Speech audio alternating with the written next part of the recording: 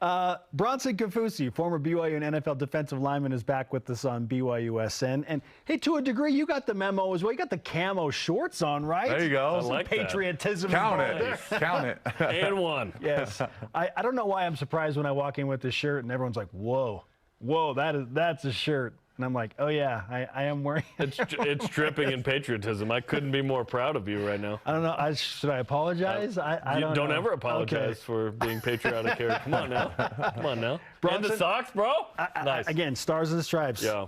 Bronson, I got your approval, though, so that's all I need to thank you. Yeah, I saw it. First thing I thought was, that looks great. Words of affirmation. So that's thank you. Yeah. I need that after someone called me old yesterday. It happens. It happens. Bronson, we've been talking about this BYU football team and comparing where they are this year roster-wise to where BYU was going into last season at this point last year.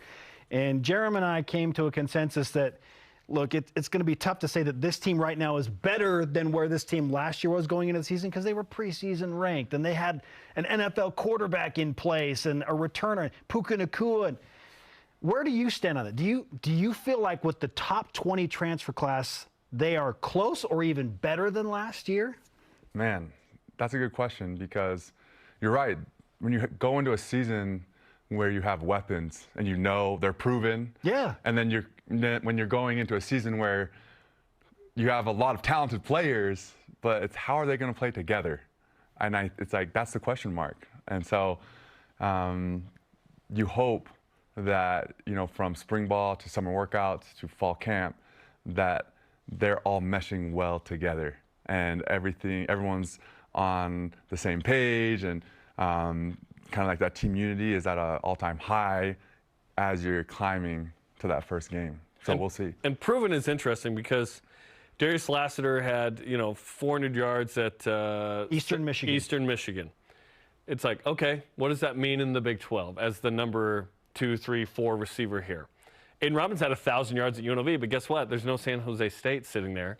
It's going to be Oklahoma and Oklahoma State and Texas and so on, right?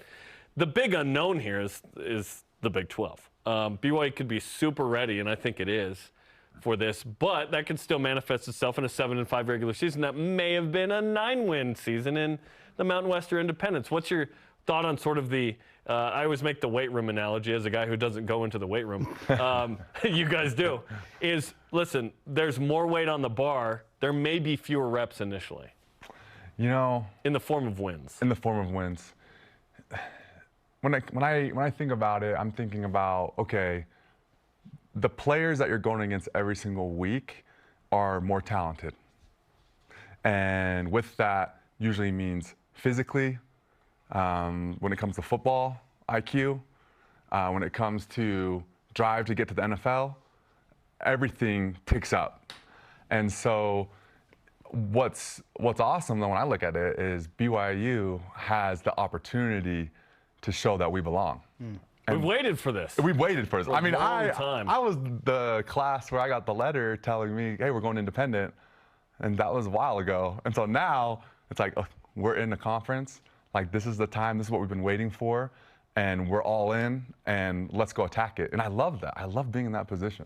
Do you think it'll take a couple of years to get to the point where we're thinking, okay, BYU's competitive in the Big 12? I don't think that's sort of the standard going in this first year. It's not like BYU's competing for the title initially. We hope in the next, 3 to 5 years that it's like, okay, now you know what this is like. Let's go compete for a title. Is that fair? Yeah, no, definitely. Because for me, when it comes to college football, the biggest aspect is recruiting. And so I'm really excited because recruiting's you're gonna see a huge uptick of recruits that we're going to be able to get, coming here.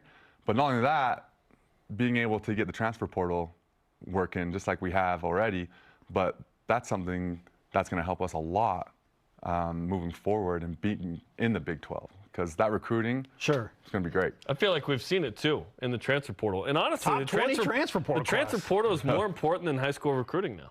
It just is. You need guys that can make an impact right away. I want to go back to something you said. You love the opportunity for BYU to prove that they belong.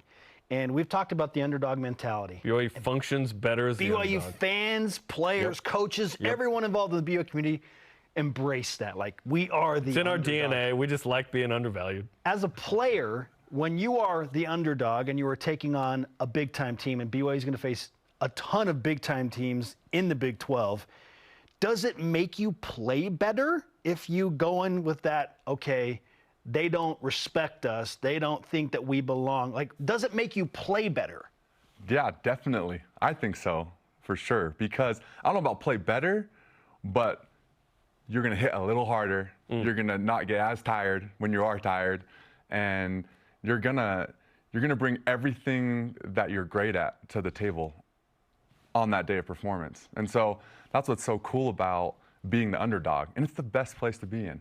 I love it. And I even think, because I even think as a player, when I'm lining up against another player who is like, this guy's going to be a first-round draft pick. This guy's highly recruited. This guy, you have a lot of those guys on the team. But for me as a player, I'm matching up with him. And what's that mentality? Like, that's what's going to matter for BYU is each player's mentality when they line up across from that individual player. And what's my job? What's their job? And can I dominate that guy across from me? That's what matters. And BYU's lived off of like no star, 2-star, some 3-star that become kind of 4- and 5-star college players, right? And that's been awesome. The development here, the coaching has been really good. The work ethic and the focus, obviously at this place with sort of the bigger focus than football, it's easy to get guys that like can dial in on football, right? I think the next step for BYU, once BYU gets acclimated a little bit, will be handling success. Okay, now that we're the favorite, now that we have more 4-star-ish guys like you coming out of high school and so on, can we deliver on that? But we'll get to that point. It's going to take a couple of years. What are you sort of most excited about with the Big 12, and then what are you most sort of aware of that might be a challenge? So first, what I'm most excited about the Big 12 is just the fact that I'm thinking of it from a player's point of view, and I'm excited to watch the matchups between players because each player is going to be going up against the same player for years. And so that player's going to know continuity now. Yeah, yep. I love that. There's history. There's going to be history. That left tackle I'm going to remember from last year. Yeah. And it's just going to keep building and building. So the rivalries are going to be built. And it's going to be fun to watch because you'll be able to watch the film, watch the games, and see, wow, that player really, like those two players, when they line up across from each other, they don't like each other. Assuming they don't transfer. Yes, that's true too. That's true too. But that's going to be awesome. Yeah. Like that level of competition will be so fun to watch. And even we'll see rivalries between BYU and other teams within the Big 12 that'll happen over time, which is we exciting. never thought St. Mary's would be a huge rival in basketball. Like naturally it evolved. Then people were making choke signs and throwing mouthpieces and making buzzer beaters. Like crap happens to create a rivalry. Yes. Yeah. Okay, now as Jerem asked, on the other side, what has you feeling a little trepidatious?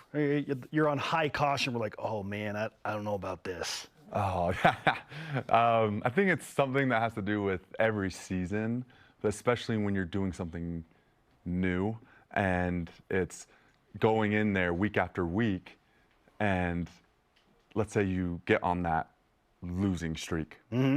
How can we as a team make sure let's say we lose 2 in a row.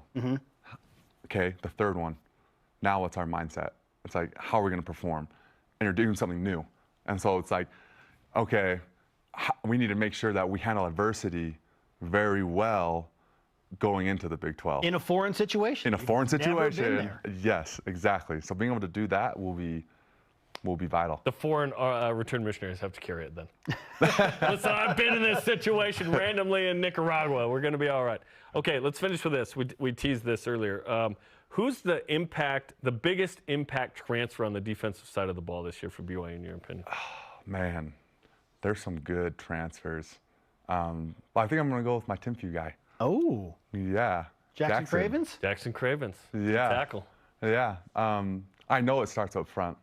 I mean, I was in there, and to have experience up front is so key, and be able to have someone that can go in there and hold it down against, highly ranked offensive linemen in the Big 12, it's going to make or break us. So that defensive front, anyone along that defensive front is going to be huge. What is it you like about Jackson's game? I love his experience. I like his motor, his technique with his hands. I can tell he's consistent with it. And I like how he can pretty much do everything. He can play against the run, so he's a first down guy, right? And then you have D tackle where, you know, I watched some of his film. I'm like, hey, he can develop into a dominant pass rusher. And he has a lot of experience already. So it's like, man, you can take experience and he has a skill set. It's like, now let's coach him up and get him to where he's doing it over and his confidence is through the roof. So that way he can make an impact on, you know, passing downs as well. Utah, Boise State, you know. Now BYU, we should have known he was going with the T-Bird. You know, Provo Bulldogs to pick from, you know what I'm saying? Bronson, great to talk with you, man. We appreciate the insight as always. Yeah, thanks, guys. Appreciate it. Okay, if you miss any interviews, D Blue shows, games, and so on and so forth.